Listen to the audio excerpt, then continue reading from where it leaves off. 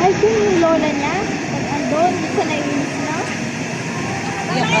Yung lolo niya, pag wala yung si ma'am, tapos may ginagawa ko, yung lolo niya hinahayaan lang sa kanya.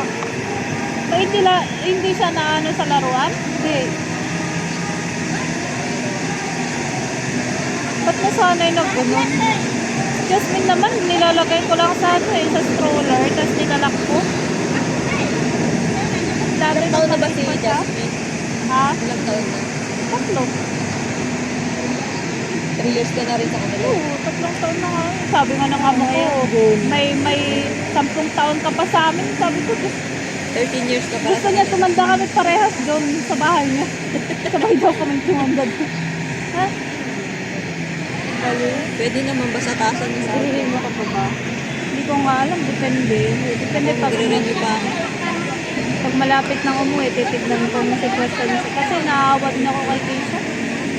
Wala ba nung ano? Ano ka na ba magpulbot? Ako? Oo. E di paano yun pag uwi mo, dadalhin mo na si Kisa? Di, kung mag-coordinate ka, di na kayo kay Ero.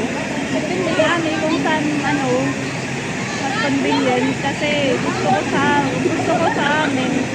Kaso wala naman siyang din na trabaho. Oo. Kaya sabi niya, doon kasi sa kanila wala mang alangan na, Sa Lubungan, malapit sa inyo, malapit sa kanila. alangan na, hindi okay lang naman sa akin. Iniisip ko si Kinsha, siyempre maninibago siya sa ano.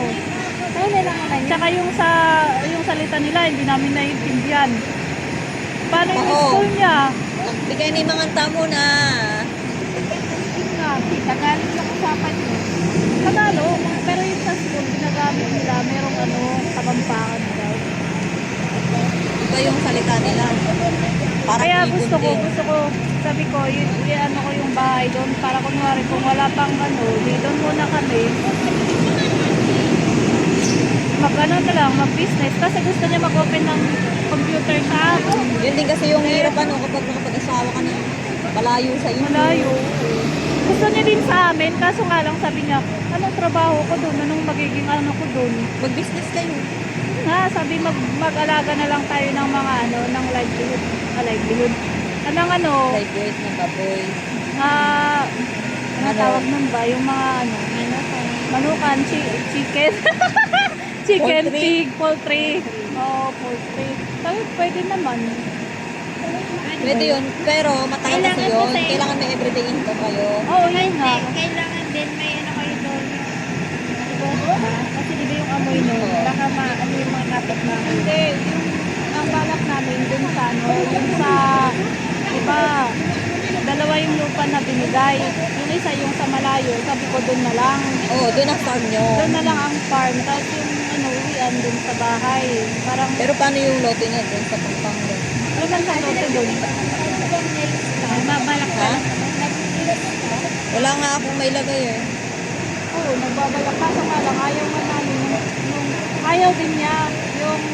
Yung isang compound, tapos silang makakadagdagan. Bigay mo na. Hindi ko pa ito nagagamit. Thank Sabi you. niya, wala tayong peace of mind. Meron na yata yung sa'yo eh. Gaya sa'yo, parehas. Black yan. May black. Ano ba lagay ito? Didikit. May dikit na yan, Frusa. Ha? Ito oh. Ay, yung sabon ba to? Ha?